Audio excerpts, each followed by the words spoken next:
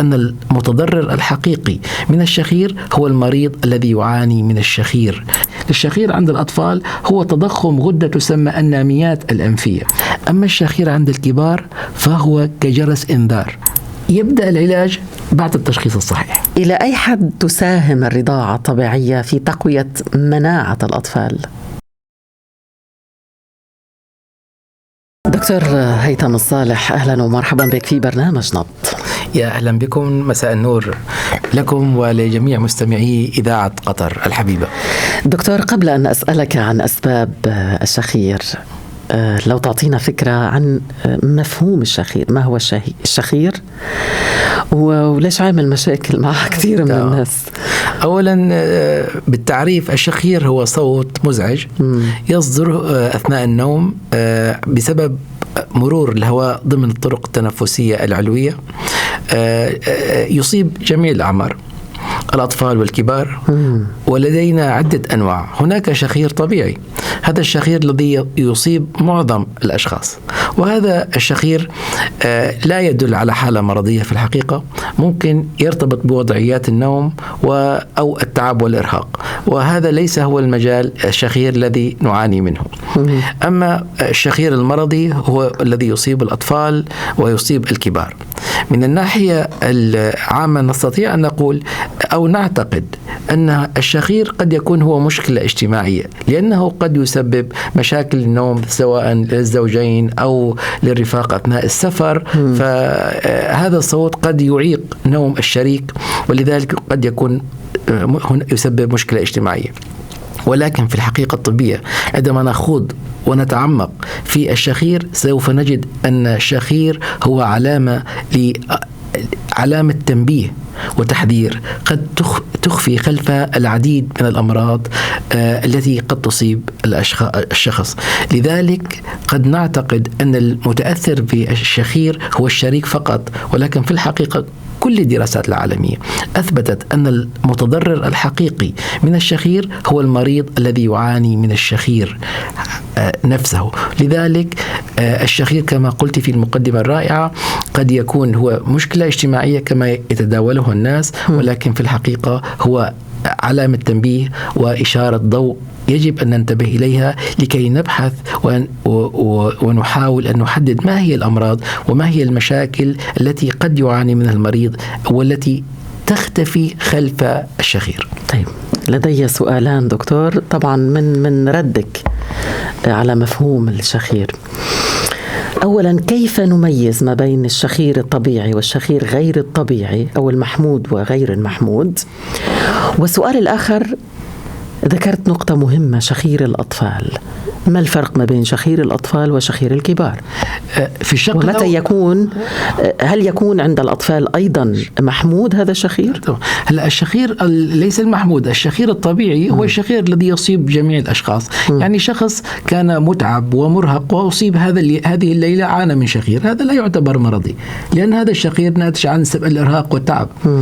شخير مريض بوضعية خاصة من وضعيات نوم حدث لديه شخير. إذن الشخير الذي لا يتكرر ولا يترافق مع اختناق أثناء النوم قد يعد شخير طبيعي، لأنه لا يتكرر كل يوم، لا يعاني منه المريض كل يوم. أما الشخير المرضي هو الذي يخفي وراءه له، وهنا أسباب. أنا أستفدت وقلت بأن الشخير عند الأطفال والشخير عند الكبار. حقيقة رغم أن الشخير واحد، ولكن الأسباب المسببة إلى الشخير عند الأطفال مختلفة كثيرا عن الأسباب التي عند الكبار. والأمراض المرتبطة بالشخير عند الأطفال قليلا تختلف عن الأمراض التي قد ترتبط بالشخير عند الكبار. لذلك سوف أختصر. الشخير عند الأطفال هو الشخير الذي يصيب الأطفال من عمر سنة إلى عمر 6 إلى 7 سنوات، وأحيانا 14 عاما. الشخير عند الأطفال، السبب الرئيسي للشخير عند الأطفال هو تضخم غدة تسمى الناميات الأنفية، أي بالإنجليزي الأدينويد. الأطفال الذين يعانون من تضخم هذه الغدة يحدث لديهم ما يلي. أولا يحدث لديهم شخير أو التنفس الفموي، ولكن هؤلاء الأطفال معرضون أكثر من غيرهم إلى عدة مشاكل. من هذه المشاكل إصابة تكرر التهابات الطرق التنفسية العلوية. هؤلاء الأطفال قد يعاني بسبب التنفس الفموي لفترة زمنية طويلة، قد يصاب هذا الطفل بسوء بإطباق الفم والأسنان، وهذا الطفل سوف يحتاج في المستقبل إلى معالجة سنية تأخذ سنوات وسنوات. إذن يؤثر الشخير دكتور على السلامة الفموية عند الأطفال وحتى عند الكبار. وحتى عند الكبار، عند الكبار يكون المشكلة قد حصلت، ولكن نحن نركز حاليا عند الأطفال. بقدر ما نستطيع أن نشخص الشخير عند الأطفال ومعالجة الناميات الأنفية الأدينويد، فسوف نحمي الطفل من مشاكل مستقبل.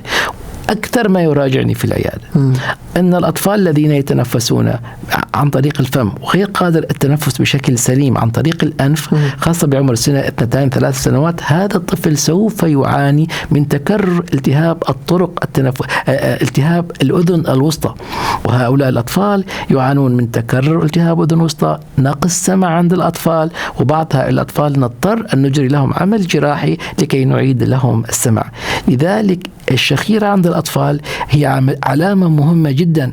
قد يعاني الطفل من نقص سمع والأهل لا ينتبهون، قد يعاني من شخير ليلي وما يسمى اضطراب التنفس أثناء النوم، نسميه sleep breathing disorder. وهؤلاء الأطفال تشخيصهم سهل في العيادة، المعالجة سهلة جدا في البداية، ولكن كلما تأخرنا في تشخيص هذه الحالات سوف ينتج عنها اختلاطات. هذه الاختلاطات عند الأطفال سواء من نقص السمع، سواء من سوء تقويم الأسنان، اضطراب في نمو الوجه. تخيلي اضطراب في نمو الوجه. الأطفال لديهم شخير ولديهم لحميات أو ناميات أنفية كبيرة، لديهم سحنة تسمى سحنة الوجه ذو المريض المصاب بالناميات. إذن عندما نرى الطفل يشخر بالليل يعاني من شخير، يجب أن نراجع الطبيب بأسرع وقت ممكن للوقوف عند الأسباب المسببة له. كثير من الأحيان لا نحتاج أكثر من علاج دوائي بسيط، بعض البخاخات من الأنف، ولكن كلما تأخرنا سوف تظهر لدينا الاختلاطات والمشاكل، والتعامل مع هذه المشاكل سوف يحتاج أكثر جدية وأكثر صرامة. ولكن نحن يجب إذن نأخذ الشخير بعين الاعتبار ونقول لا يوجد شخير طبيعي عند الأطفال. الطبيب فقط هو الذي يقرر إن هل هذا الشخير أو الاختناق أو اضطراب التنفس أثناء النوم هل هو طبيعي أم غير طبيعي. إذن ما حجر الأساس أو النقطة المهمة أن نستطيع أن نشخص بشكل مبكر، ويكون الشخير علامة تدعو الأهل إلى مراجعة الطبيب بأسرع وقت ممكن. أفهم منك دكتور أنه لا شخير طبيعي عند الأطفال. لا شخير طبيعي. الطبيعي هو عند الكبار. الشخير الطبيعي عند الأطفال هو الشخير الذي لا يتكرر. إذا كان يشخر طفل مرة في الشهر، مرة في السنة، بعض الوضعيات، إذن هذا قد يعتبر شخير طبيعي. أما الطفل إذا كل يوم ينام ويتنفس من خلال الفم المفتوح أو من خلال الشخير، أو أحيانا يسمى اضطراب التنفس أثناء النوم، فهنا يجب أن نأخذ هذه العرض بعين الاعتبار ولا نهمله، ونراجع الطبيب بأسرع وقت. طب هذا بخصوص الأطفال. ماذا عن الإزعاج عند الكبار وعند يعني هنا من الذي يجب أن يذهب إلى الطبيب؟ المجاور للمشخر أم هو المشخر بحد ذاته؟ في الحقيقة للأسف أحيانا يحرج بعض الأشخاص الذين يعانون من الشخير فيخجل من مراجعة الطبيب، يكابر، يعني لا يتقبل أن تقول له أنت تشخر في الليل حقيقة، وكأنك أهنته، يعني يشعر بالإحراج فبالتالي يبدأ بتجاهل هذه المشكلة. والشريك كثير من الأحيان يتحمل هذا الشخير لأنه لا يستطيع أن يقول لشريكه أنك تشخر، يخشى أن يجرح مشاعره. صحيح. وهذا يدور في حلقة واحدة، هو الشخير كمشكلة اجتماعية. ربما يخجل المجاور لهذا المشخر، لكن في النهاية سيذهب إلى أخصائي نفسي، لأنه صحيح. متى ما تطورت هذه الحالة ومتى ما استمر عدم النوم عند المرافق لهذا المشخر سوف يعاني هو الآخر. سوف يعاني هو الآخر. إذا نستطيع أن نتحدث عن الشخير كمشكلة اجتماعية ولها أبعادها، ولكن موضوعنا اليوم تأثير الشخير على الحالة الصحية للمريض حسب برنامج نبض. فأقول بالشكل الأساسي تحدثت عن الشخير عند الأطفال، ولكن الشخير عند الكبار هو الأكثر انتشارا، الأكثر تأثيرا اجتماعيا وصحيا. له العديد من الأسباب. أستطيع أن أقسم هذه الأسباب إلى 3 أسباب أساسية. أسباب متعلقة بالأنف، أسباب متعلقة بالفم والحلق، أسباب متعلقة بالبنية العامة للمريض سواء زيادة الوزن أو البدانة أو غيرها. وأهمية الشخير عند الكبار كما قلنا عند الأطفال قد يخفي خلفه أمراض وقد يؤدي إلى اختلاطات. أما الشخير عند الكبار فهو كجرس إنذار، قد يكون الخطوة الأولى أو الطريق الأول باتجاه مجموعة من الأمراض الخطيرة جدا. فنستطيع أن نقول أن المريض الذي يعاني من شخير بعد فترة من الزمن سوف يحدث لديه ما يسمى الاختناق أو انقطاع التنفس أثناء النوم، أو بالإنجليزي obstructive sleep apnea.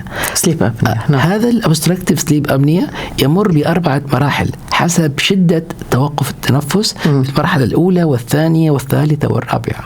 وهو باختصار بسيط نقص كمية الأكسجين التي يحتاجها جسم الإنسان أثناء النوم وخاصة الدماغ. هذا النقص المتكرر سوف يؤدي إلى مشاكل صحية لا تعد ولا تحصى. فبالتالي دعنا نقول أن الشخير عند البالغين له أسباب مختلفة مما ذكرنا عند الأطفال. أهميته أنه قد يكون جرس الإنذار الأول لدينا لكي لا يتحول هذا الشخير إلى الانقطاع التنفس أثناء النوم. وانقطاع التنفس أثناء النوم مرتبط بكم هائل من الأمراض إن تحدثت عنها بسرعة. هناك أمراض مرتبطة بالحالة النفسية، وهناك أمراض مرتبطة بالجهاز المركزي العصبي، وهناك أمراض مرتبطة بأمراض القلب، وهناك أمراض مرتبط بأمراض السكري والأمراض المزمنة. إذا وصل المريض إلى درجة متقدمة من الاختناق أثناء النوم فهو سوف يفتح أي باب من هذه الأبواب، سوف يكون معرض أكثر من غيره للإصابة بالأمراض النفسية أو إصابة الجهاز المركزي العصبي، سواء إصابة بالزهايمر أو العاتة، أو هؤلاء الأشخاص معرضون أكثر من غيرهم للإصابة بالجلطة الدماغية أو نقص التروية الدماغية. إلى هذه الدرجة نستطيع. مع أن الشخير شائع يعني، لكن لا أحد يلتفت إلى مضاعفات هذا الشخير. لذلك الشخير كما قلت هو جرس إنذار مهم جدا. يجب أن الشخير إذا وضعنا في الميزان المشكلة الاجتماعية للشخير والمشكلة الصحية للشخير، من سوف يرجح؟ المشكلة الصحية سوف ترجح. إذن من المهم أن يراجع المريض الطبيب ليس من أجل المشكلة الاجتماعية. ممكن تحل المشكلة الاجتماعية بعدة طرق أخرى، ولكن المشكلة الصحية أكثر من يعاني من الشخير من مشاكل الشخير هو الشخص الذي يعاني من الشخير نفسه. بالمشكلة الاجتماعية قد نقول لا، أن الشريك هو الذي يعاني أكثر من الذي يشغل، لأن الذي يشغل هو مستغرق في النوم. صحيح. ولكن من الناحية الطبية من يعاني إذا استطاع الاستغراق، إذا استطاع ولكن الذي يعاني بشكل حقيقي من الشخير والذي يجب عليه أن يراجع بأسرع وقت الطبيب المختص هو المريض الذي يعاني من الشخير نفسه. طيب، ذكرنا في المقدمة دكتور أنه الشخير ممكن يكون عادي، ليس له أي تبعات، لكن الآن تتحدث عن أعراض خطيرة دكتور. متى فعلا يكون الشخير مؤذي، ممرض، إشارة، علامة خطرة على وجود مشكلة ما عند هذا المريض؟ وذكرت أيضا 3 أسباب متعلقة بالأنف، الفم، بنية الشخص المريض، إنجاز التعبير مريض، ومشخر. هل يجوز أن نطلق على المشخر مريض؟ حقيقة هو مريض. ومن الخطأ أن نطلق عليها مرئي سليم. نعم.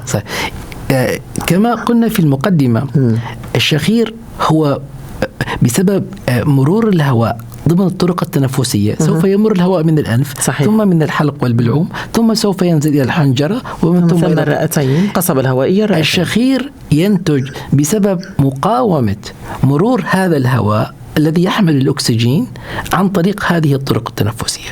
فإذا كان هناك مشكلة بالأنف سوف يعيق مرور الهواء في الأنف. ما المشكلة اللي ممكن تكون موجودة في الأنف؟ أي سبب قد يعيق مرور الهواء بشكل سلس من الأنف قد يكون شخير. أي سبب؟ وهذه الأسباب قد تكون اعوجاج شديد أو متوسط في الحاجز الأنفي، تضخم في اللحميات الأنفية، بعض تشوهات الأنف، اعوجاجات الأنف. إذن هناك الحساسية الأنفية الشديدة، هناك أعراض الجيوب الأنفية. الجيوب الأنفية هي نتيجة أحد النتائج بسبب صعوبة مرور الهواء من الأنف. نعم. إذن نستطيع أن نقول هناك أسباب مرتبطة بالأنف.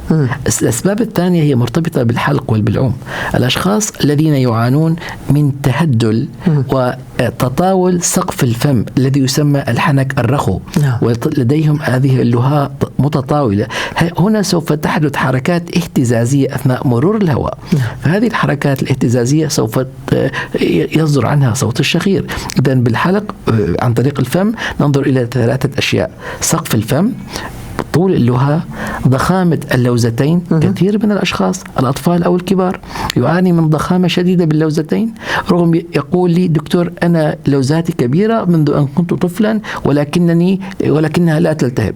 هذا الشخص هذه اللوزات تسبب له اختناق، تسبب له إذن تمام. السبب الثالث عن طريق الفم، هي لا تؤثر في الطعام، لا تؤثر في البلع، ولكن تؤثر في موضوع النوم. هناك بعض الأشخاص الذين لديهم ضخامة في حجم اللسان. هناك بعض الأشخاص الذين لديهم تشوهات منذ الطفولة. طيب دكتور، يعني ما دخل موضوع ضخامة اللسان بموضوع الشخير؟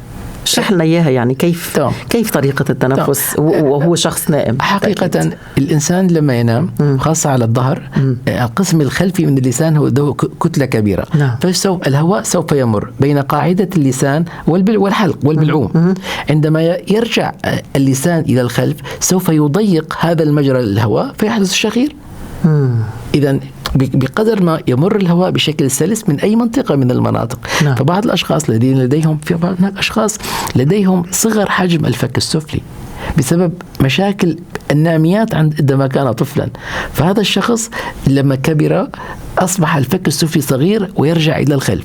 ماذا يرتبط بالفك السفلي؟ يرتبط اللسان. صحيح. فإذا سوف يقوم الفك السفلي بسحب اللسان إلى الخلف، فسوف يضيق هذا مجرى الهواء، فبالتالي هذا المريض سوف يعاني من اختناق أثناء الليل والشخير. سأستكمل معك هذه الأسباب وهذه الأعراض وكيفية التنفس المتعلقة بالأنف واللسان واللوزتين واللهاء والفم والحنك وكل هذه الأمور. لكن تنضم إلينا الآن السيدة سعدية الحبال، المدير التنفيذي للتمريض بالإنابة في مركز صحة المرأة والأبحاث في مؤسسة حمد الطبية.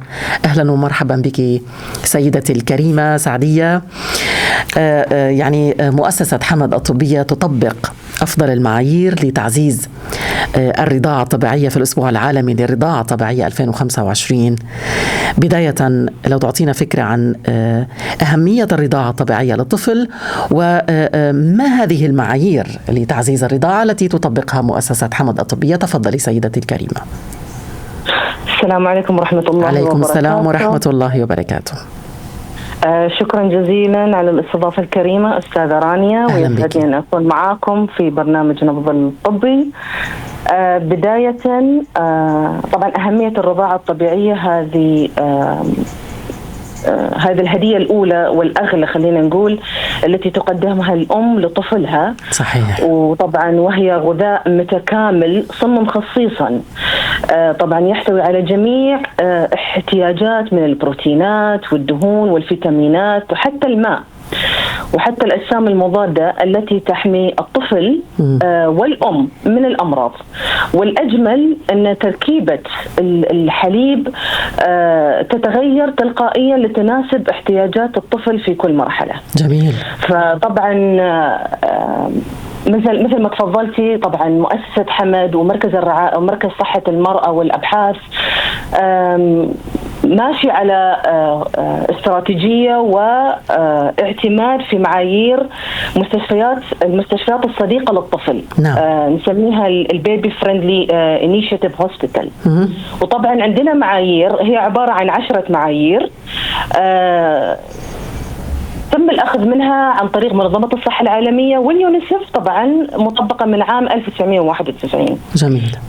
فهذه المعايير هي عبارة عن طبعا وضع سياسات مكتوبة داخل المستشفيات عن الرضاعة الطبيعية، وتكون معروفة وموثقة لجميع العاملين، القطاع طبعا الطبي والتمريضي. طبعا التدريب وللكادر الطبي على المهارات اللازمة لدعم الرضاعة. تعريف طبعا الحوامل بفوائد الرضاعة الطبيعية وأسلوبها. أيضا طبعا مساعدة الأمهات على البدء بالرضاعة خلال طبعا فرحات ما بعد الولادة. نعم. تعليم الأمهات طبعا طريقة الرضاعة الصحيحة والحفاظ على إدرار الحليب حتى في حال طبعا انفصال عن الطفل، لا قدر الله طبعا الطفل ما كان مع الأم، تحول مثلا إلى العناية المركزة أو أي حاجة. تعليم طبعا عدم إعطاء المواليد أي طعام أو شراب غير حليب الأم إلا إذا كان طبعا سبب طبي بسبب حالة الأم. نعم. طبعا وتشجيع الرضاعة الطبيعية حسب طلب الطفل وعند الحاجة، وعدم إعطاء الطفل أي حلمات أو لهايات طبعا حليب صناعي خلال فترة التعلم على الرضاعة الطبيعية. وأخيرا وليس آخرا توجيه الأمهات لمصادر دعم الرضاعة الطبيعية طبعا بعد مغادرة المستشفى للتأكيد على أهمية الرضاعة الطبيعية لها وللطفل. نعم. نعم. طيب سيدة سعدية الحبال، الفائدة تعود فقط من الرضاعة الطبيعية على الطفل أم أنها تشمل أيضا الأم المرضعة؟ طبعا الرضاعة الطبيعية تشمل الأم والطفل. إذا ابتدينا نقول فائدتها على الأم أولا، طبعا الرضاعة الطبيعية تساعد الأم على التعافي بعد الولادة بسرعة. نعم. طبعا وتقلل من خطر حدوث النزيف طبعا بعد الولادة، وتعيد، وهذا أهم نقطة، أنها تعيد الرحم لحجمه الطبيعي وموضعه الطبيعي. جميل. جميل. وعلى المدى البعيد طبعا طبعا حمايتها من ايش؟ من السرطانات لا قدر الله، سرطان الثدي او الرحم او المبيض.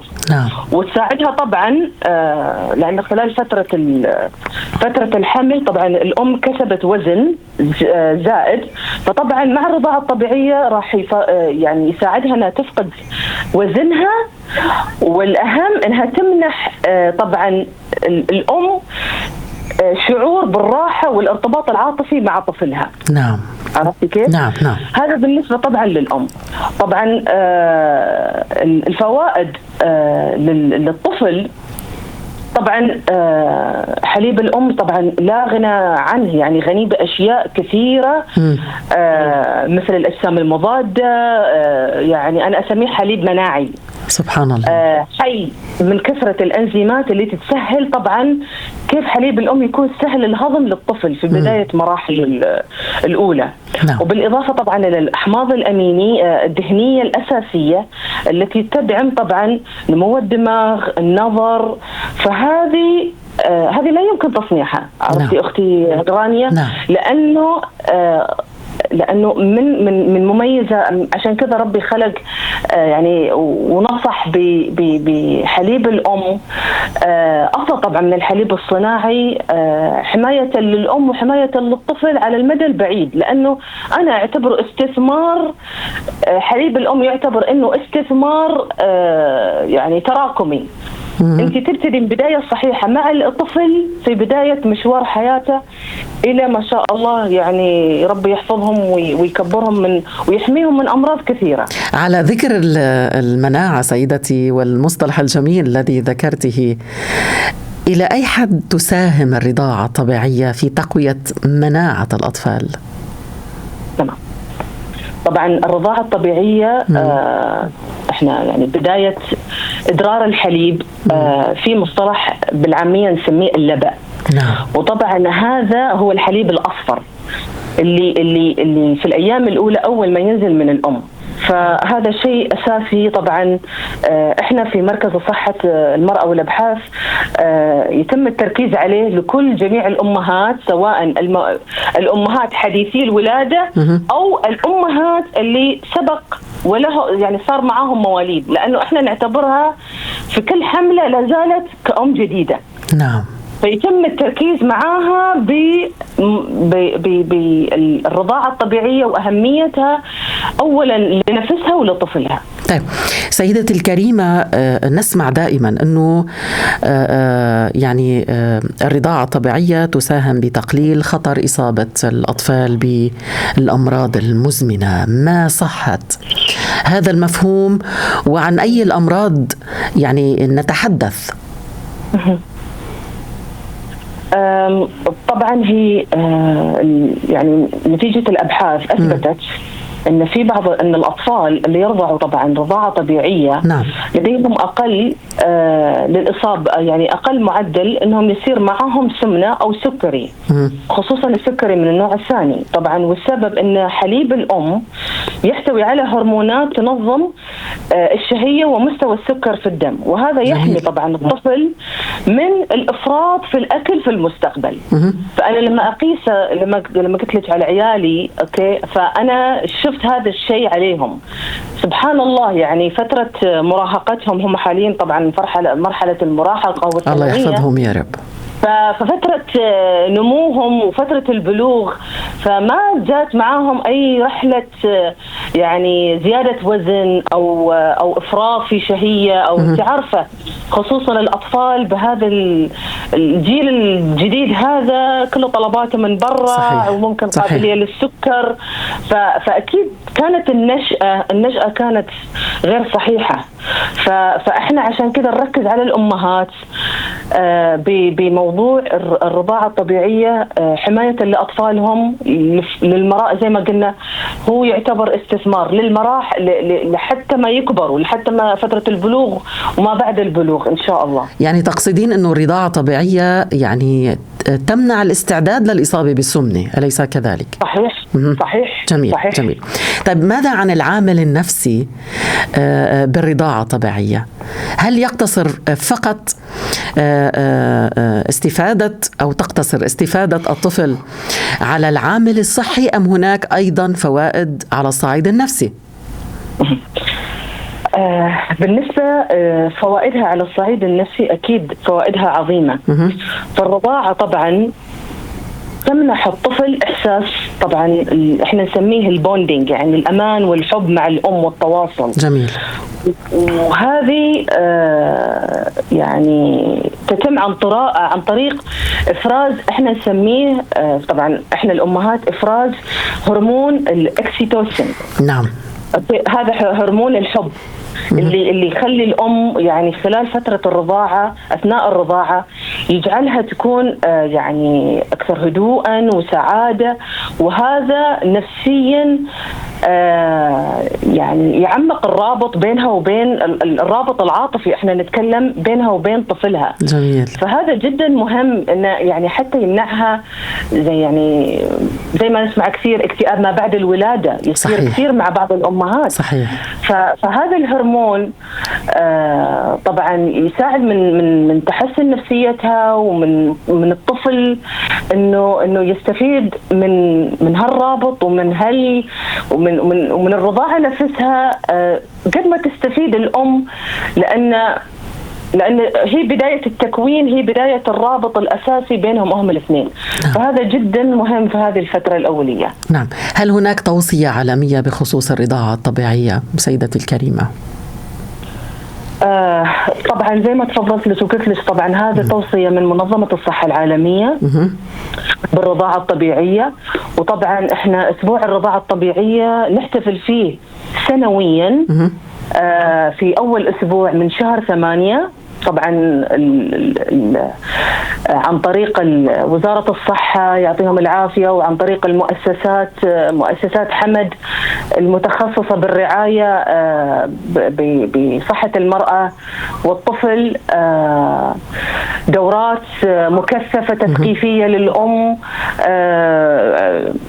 يعني احنا نعطي يعني عذرا للأم المرضعة أم الأم الحامل يعني التي لا للأم المرضعة طبعا. نعم. للأم نعم. المرضعة. نعم. فهذه الاستعدادات هذه كلها تكون خلال فترة حملها، إنها كيف تكون تستعد نفسيا يعني فترة ما بعد الولادة، وكيف يتم تدريبها حتى على الرضاعة، حتى خلال بعد الولادة وأثناء وجودها في المستشفى. تيم متخصص يكون موجود، فريق متخصص أثناء يعني وجودها داخل المستشفى. نعم. عندنا عيادة متخصصة في صحة المرأة والأبحاث، تقدر تتابع حتى بعد خروجها من المستشفى. تثقيفات، كتيبات شاملة لكل ما تحتاجه الأم لطفلها عن الرضاعة الطبيعية. جميل. فطبعا منظمة الصحة العالمية تدعم طبعا يعني احنا نتبع التوصيات يعني باستمرار الرضاعة الطبيعية بأعلى المستويات وفق المعايير العالمية والدولية. نعم. أكيد. كل الشكر لك السيدة سعدية الحبيل، المدير التنفيذي للتمريض بالإنابة في مركز صحة المرأة والأبحاث في مؤسسة حمد الطبية. شكرا جزيلا لك على كل هذه المعلومات. استمعت طبعا للقائنا مع السيدة سعدية الحبيل من مركز صحة المرأة والأبحاث مؤسسة حمد الطبية على موضوع الرضاعة. ولدي سؤال: هل هناك علاقة ما بين رضاعة الطفل أو الرضاعة الطبيعية أو الرضاعة الصناعية عن طريق الحليب الصناعي والبيبرون كما يقولون نعم بموضوع الشخير؟ طبعا كان اللقاء لطيف. أكيد هناك علاقة. نستطيع أن نقول أن الطفل لا يستطيع أن يمارس الرضاعة الطبيعية أو الرضاعة الصناعية إذا كان يعاني من انسداد في الأنف. ونحن كما استفدنا سابقا أحد أهم أسباب صعوبة التنفس من الأنف عند الأطفال هي تضخم اللحميات الأنفية التي تسمى الأدينويد. لذلك بيبطل في مكان يتنفس منه. أرى العديد من الأطفال الذين يراجعونني في العيادة بشكوى أن الطفل لا يستطيع أن يتم الرضاعة. بالفحص يتبين هذا الطفل أنه لا يستطيع أن يتنفس بشكل جيد من الأنف، وبالتالي سوف لا يستطيع أن يمتص الحليب بشكل صح أو يبلع الحليب بشكل صح. فهذا الحليب سوف يعود من الأنف ويؤدي إلى تسكير في الأنف. كما أن بعض الأطفال يعاني من تكرر التهاب أذن وسطى بسبب الرضاعة، لأن الطفل لا يستطيع. لذلك دائما عندما يأتي لدي طفل أنبه الأم الوالدة بأن الطفل يجب أن نتأكد أن أنفه نظيف ويستطيع أن يتنفس بشكل جيد قبل الرضاعة. إذا شاهدت طفلك يعاني من الرضاعة أو لا يستطيع أن يبتلع كمية الحليب التي يمتصها ويبقى الحليب متجمع في حلقه أو بالعومه، هذا الطفل يجب أن يتم فحص الأنف أو غسيل الأنف بالسيروم الملحي قبل الرضاعة. قبل الرضاعة. ودعنا نجرب تجربة. حتى نحن الكبار نستطيع أن نأكل بشكل طبيعي إذا كان الأنف مغلق، ولكن أبدا لا نستطيع أن عملية المص وهي السحب باستخدام السلوك إذا كان الأنف مغلق. دعنا نجرب الكبار أو الصغار. لذلك الطفل الصغير الذي لا يستطيع أن يتنفس بشكل صحيح من أنفه لن يستطيع أن يمتص الحليب بالشكل السليم إذا هناك ارتباط حقيقة في موضوعنا اليوم، وهو الشخير سواء عند الكبار وعند الأطفال. والمداخلة مع السيدة سعدية التي تحدثت عن أهمية الرضاعة الطبيعية عند الأطفال. جميل جميل. دكتور، كنا قبل الفاصل وأيضا الاتصال مع السيدة سعدية الحبيل كنا نتحدث عن أسباب الشخير، وذكرت أنها متعلقة بثلاثة مواضع: الأنف، الفم، والبنية. تمام. أتيت على ذكر مشاكل الأنف. نعم. وأتيت على ذكر ربما سبب من أسباب العائق الفموية. طب ما دخل البنية في الموضوع؟ البنية هي الغلاف، هي التي قد تجمع كل الأسباب. وأهم شيء في البنية هو زيادة الوزن أو البدانة. مرض العصر حاليا هو زيادة الوزن، سواء عند الأطفال سواء عند الكبار، عند الرجال وعند النساء. نستطيع أن أقول أن 50% من حالات الشخير يمكن أن تشفى بدون أي علاج إذا تم تخفيض الوزن. لذلك حقيقة عندما يراجعني أي مريض بشكوى شخير أو اختناق أثناء النوم، بعد الفحص الدقيق أستطيع أن أنصح مريضي بأحد الحلول الثلاثة. إذا كان المريض يعاني من مشكلة أساسية في الأنف، فأدعوه أنه يجب الخطوة الأولى في التخلص من الشخير هو معالجة مشكلة الأنف. أو إذا كان لديه مشكلة الحقيقية في الفم، فسوف نتوجه في الخطوة الأولى في معالجة مشاكل الحلق والفم. ولكن الأشخاص الذين يعانون من زيادة الوزن ومن البدانة المفرطة لابد أن ندرك أنه مهما أجرينا من عمليات جراحية أو أدوية، إذ لم يقوم المريض بتخفيض وزنه والتحكم بشهيته فلا يوجد علاج للشخير. لذلك الكثير من الأمراض،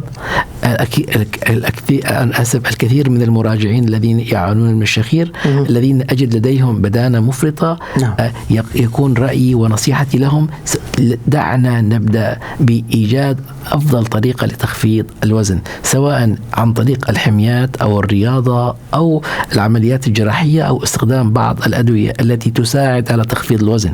إذن سوف أعود للنسبة لأنها مهمة جدا. 50% من الأشخاص الذين يعانون من شخير يمكن أن يتحسن الشخير أو يشفى نهائيا في حال التحكم والسيطرة على زيادة الوزن. طب يأتي أحدهم ويقول لك: دكتور، طيب الجسد يبدأ من الكتفين إلى الرجلين، ما دخل الأنف والفم بموضوع الوزن، بموضوع السمنة؟ هذا جميل، سؤال جميل. أولا يجب أن نقول أنه الجسد واحد. الخلايا في الجسم يتألف من خلايا، صحيح. وهذه الخلايا مرتبطة مع بعضها. لا تستطيع خلية الجلد أن تجدد نفسها أو تحمي الجلد إن لم يصلها الغذاء الكافي، سواء الأكسجين أو الغذاء، صحيح. وهذا الغذاء سوف يأتي عن طريق الفم، ثم الجهاز الهضمي، ثم سوف يمتص إلى الدم. وإذن الخلايا، كل الخلايا في جسم الإنسان، خلايا الشعر والعين والكبد والكلية، تحتاج إلى شيئين: تحتاج إلى الأكسجين وتحتاج إلى الغذاء. الغذاء يأتي عن طريق الجهاز الهضمي، والأكسجين يأتي عن طريق الجهاز التنفسي. وهذا الأكسجين سوف يمر في الأنف والحلق والبلعوم والحنجرة، وبالنهاية هذا الأكسجين سوف إذن الجسم كتلة متكاملة. طب ما تأثير البدانة؟ إن البدانة سوف تؤدي إلى زيادة حجم اللسان، زيادة حجم سقف الفم، ولأنه سوف تتوزع بكل الجسم، صحيح. فبالتالي كلما زادت البدانة وزاد قطر الرقبة، فهذا المريض سوف يؤدي هذه البدانة وهذه الزيادة إلى تضييق في مجرى التنفس في أي مكان من الأماكن، وبالتالي سوف يؤدي إلى الشخير وسوف يؤدي إلى اضطراب التنفس أثناء النوم. أنا أريد أن أشرح قليلا ما الفرق بين الشخير والتوقف التنفس أثناء النوم، ومن يؤثر في الآخر، الشخير أم انقطاع التنفس؟ الشخير هو الخطوة الأولى نحو انقطاع تنفس لا يوجد انقطاع تنفس دون شخير، ولكن قد يكون شخير غير مترافق بانقطاع التنفس. انقطاع التنفس أثناء النوم، يجب أن نقول أن الإنسان عندما ينام 7 أو 8 ساعات، النوم في حد ذاته هي عبارة عن دورة، دورات نوم. الإنسان يمر ب3 إلى 4 إلى 5 دورات نوم في الليلة الواحدة. ما المقصود بدورة النوم؟ الإنسان يمر بعدة أنواع للنوم: الغفو والنوم السطحي والنوم العميق والنوم المتناقض وهو أو النوم السريع برفرفة العين وغيره، له تصنيفات أخرى. ولكن يجب أن نقول أن النوم العميق ديب سليب مدة هذه الدورة الواحدة 90 إلى 120 دقيقة. مدة النوم العميق هي 20 دقيقة. ماذا يحدث أثناء النوم العميق؟ يحدث أثناء النوم العميق استرخاء كامل عضلات جسم الإنسان، عضلات الرأس والعين والجسد والعظام والعضلات كلها سوف تسترخي لكي تشعر بالراحة. هذا المريض عندما يدخل بمرحلة النوم العميق سوف يعاني من هبوط مفاجئ بأكسجين الدم، فهنا جسم الإنسان وخاصة الدماغ سوف يشعر بالخطر، فيقوم بتنبيه هذا الشخص بشكل مفاجئ، فيقوم يصحو. فهذا يصحو بشكل كامل بتنبيه عن طريق ماذا؟ الهواء، التنفس، لا الأكسجين. بالنهاية المخ تبع الإنسان، الدماغ هو الذي ينظم على وظائفنا الحيوية أثناء النوم. فهذا الدماغ هو الحارس. هو نحن ننام ولكن الدماغ لا ينام. هذا الدماغ يقيس نسبة الأكسجين في الدم كل جزء من الثانية. عندما يدخل المريض بمرحلة النوم العميق سوف يلاحظ الدماغ أن نسبة الأكسجين نزلت إلى مرحلة خطرة. فهنا سوف ينبه جسم الإنسان، ينبه كل الخلايا: اخرجي من مرحلة النوم العميق ليحميه. صحيح. فبالتالي هذا المريض دخل في مرحلة النوم العميق ولكن بفترة زمنية قليلة، أقل من الفترة المطلوبة حتى تشعر جميع خلاياه بالراحة. فهذا المريض عندما يستيقظ في الصباح سوف يشعر أولا بصداع، يشعر أنه ثانيا سوف يشعر بتعب. هذا المريض نام 8 ساعات، أنه المفروض أنه يكون العكس، أنه نايم فالمفروض يقوم مرتاح. هذا المريض نام ولكن نوعية النوم كانت نوعية سيئة، لم يدخل بفترة كافية من طبيعة النوم العميق. فبالتالي هذا المريض عندما أفاق صباحا أو استيقظ صباحا كان يشعر بالتعب والإرهاق والصداع والعصبية لأنه لم يأخذ كفايته من النوم. ثم لاحظي إن هذا كان سوف يتكرر كل يوم، فبالتالي سوف يؤدي إلى اضطراب. كل خلايا جسم الإنسان عانت من نقص الأكسجين أثناء النوم. الدماغ لأنه الحارس الأساسي استطاع أن يوقظ هذه الخلايا، ولكن مع الزمن سوف تتأثر هذه الخلايا لأنها لا تأخذ حاجتها حقيقة من الغذاء ومن النوم ومن الراحة. معلومات جميلة وقيمة يعني إلى أبعد الحدود. لكن الآن وردني سؤال دكتور، أنه من يصحو من نومه وهو مختنق تمام تنفسيا بشخرة معينة. صح. هذا هو الاختناق أثناء النوم. عندما يشعر الدماغ بخطر نقص الأكسجين سوف ينبه خلايا جسم الإنسان. إذا كان التنبيه بسيط فسوف يصحو الإنسان، يخرج من مرحلة النوم العميق ولكنه لن يستيقظ بشكل كامل. يكفي أن ينتقل، إذا راقبناه بكاميرا هذا الشخص سوف ينتقل من النوم من اليمين إلى اليسار أو سوف يغير وضعية النوم. ولكن إذن هو خرج من مرحلة النوم العميق ولكنه لم يصحو بشكل كامل. ولكن بعض الأحيان لما تكون الأكسجين نزل إلى فترة قوية الدماغ سوف ينبه هذا الشخص فيخرج من مرحلة النوم كاملة فيصحو. إذن هي نفس المبدأ، ولكن قد حسب تنبيه الدماغ قد يعطي أوامر بأنه غير وضعية النوم لأن الأكسجين نزل، فهذا المريض سوف يتقلب بشكل زائد أثناء النوم، أو سوف يكون التنبيه قاسي وشديد سوف يؤدي إلى أن يصحو المريض ويستيقظ وهو لأنه يشعر أنه يختنق وأن نسبة الأكسجين وأن الأكسجين توقف في حلقه. فهذا المريض يصحو لكي يتحكم بشكل إرادي بعملية التنفس. طيب دكتور، من ضمن أسباب الشخير المهدئات ممكن تكون سبب الشخير؟ بعض أسباب الشخير هي مرتبطة ببعض الأدوية، الأدوية النفسية أو الأدوية التي تترافق مع اضطرابات النوم الصحيح. نعم. يعني هذه تساعد على النوم العميق لأنها مهدئ، وبالتالي سيسترخي الإنسان بشكل قوي جدا. فإذا كان لديه استعداد للشخير من أنف يعني سيتأذى أكثر في الحقيقة. ليس كذلك؟ أنا أحلل فقط. لا، في الحقيقة هناك خطورة أكبر من هذا. بعض الأشخاص الذي يأخذ المرخيات العضلية، نعم. أدوية التي مرخية عضلية وتساعد على النوم، نعم. في بعض الأحيان هذا المريض لأن العضلات أصبحت في حالة ارتخاء، صحيح. ليس لديها القدرة، كل عضلات الجسم سترتخي. هذا المريض إذا كانت الجرعة من المرخيات العضلية عالية وشعر المخ أو الدماغ بأنه نقل الأكسجين لديه، نعم. يقوم الدماغ بتنبيه هذه العضلات، ولكن هذه العضلات لا تستجيب فيموت المريض. وهذا ما حصل مع أحد مايكل جاكسون. صحيح. هذا وهناك أشخاص آخرين، نعم. اعتاد أن يأخذ مرخيات عضلية، نعم. أثناء النوم، نعم. على أساس أن هذه الجرعة سوف تساعده على النوم، ولكن في الحقيقة إذا اقتربت هذه الجرعة من جرعة زائدة، عندما يقوم الدماغ بتنبيه هذا الشخص لأن الأكسجين قد هبط، لكن عضلاته لن تستجيب لأوامر الدماغ، ويكون المريض بدل أن ينام بشكل جيد عرض نفسه إلى الخطورة. دكتور، لدي الكثير من الأسئلة للأسف، لكن سيداهمنا الوقت. قبل أن يداهمنا الوقت لم أسألك عن أعراض الشخير، عن مضاعفاته، عن كل هذه التشخيص. اسألين على التشخيص. ما أحسنت، سأدخل بموضوع التشخيص ومن ثم العلاج، لأنه الوقت. دكتور تفضل.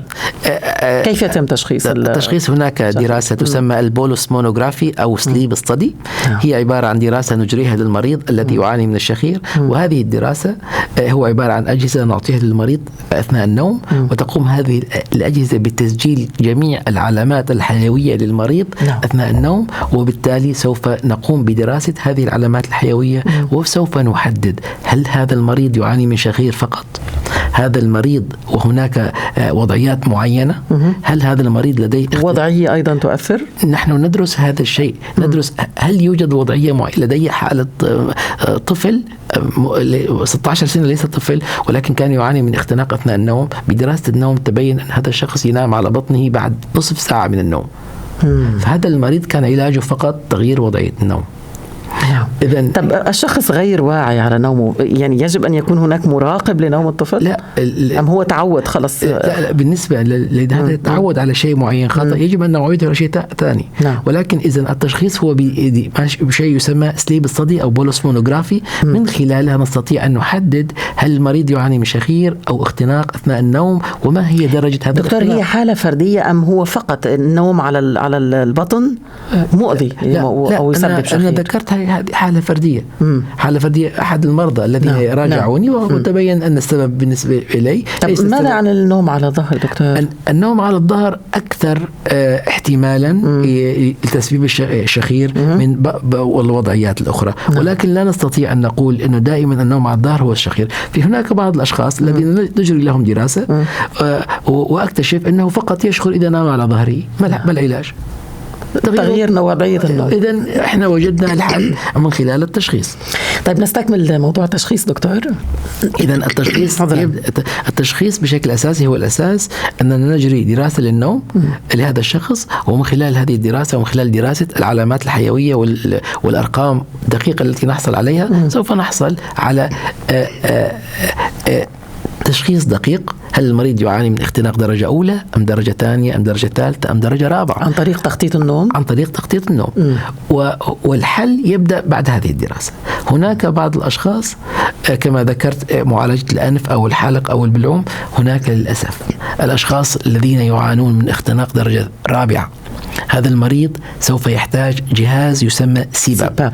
هذا جهاز السيباب هو جهاز يضبط كمية الأكسجين أثناء النوم، ولا يستطيع أن يعيش بدونه، وإذا قرر أن يعيش بدونه فهو معرض أكثر من غيره إلى الجلطات القلبية والجلطات الدماغية. من هذه الفئة التي تحتاج إلى السيباب دكتور؟ هم الأشخاص الذين تأخر التشخيص لديهم، هم الأشخاص الذين راجعوا الطبيب بعد سنوات وسنوات من الشخير. لذلك أنا قلنا في بداية الحلقة الشخير ليس مشكلة كبيرة إلا إذا كان يخفي وراءه الاختناق الشديد أثناء النوم.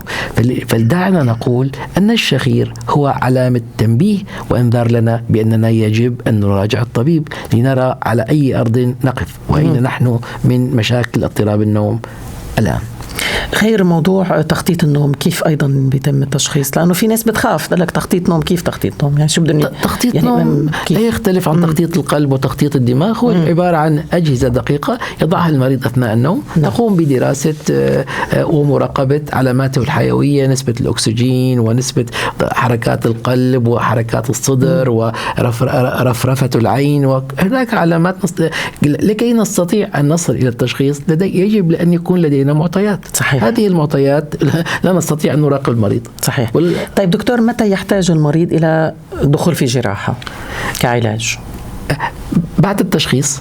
إذا كان السبب الأساسي للشخير مشاكل في الأنف يحتاج إلى جراحة. إذا كان الشخير مشاكل أساسية في البلعوم والحلق واللوزتين يحتاج إلى جراحة. إذا كان المريض يعاني من بدانة شديدة ولم يستطيع أن يسيطر على هذه من خلال الرياضة والحميات يحتاج إلى جراحة. هذا إذا كان الموضوع مثلا متعلق باللحميات تستأصل اللحميات، إذا كان السبب إذا كان متعلق بالفم واللوزتين تستأصل اللوزتين 100%. إذا كان متعلق بنية المريض زيادة الوزن، إذن سوف نركز على طرق معالجة البدانة. وهناك أشخاص لا يحتاجون كل هذا الشيء. شخص يحتاج إلى تغيير نمط الحياة. بعض الأشخاص يأكل بشكل وجبة عشاء كبيرة جدا ثم يذهب إلى النوم، هذا الشخص يشعر ويختنق في هذه الليلة. هذا المريض يجب أن يغير لايف ستايل. صحيح. مريض مدخن بشكل كبير. عدم يعني تقصد أنه عدم الأكل قبل النوم إلا بعدة ساعات. تماما. إذن الشخير لديه العديد من الأسباب ويبدأ العلاج بعد التشخيص الصحيح. نعم. أتتنا الإشارة بنهاية الوقت دكتور. أشكرك كل الشكر الدكتور هيثم الصالح، استشاري أمراض الأذن والأنف والحنجرة وتجميل الأنف والوجه، مدير مركز الوعب الطبي. شكرا جزيلا لك. إذاعة قطر، صوتك ونبضك.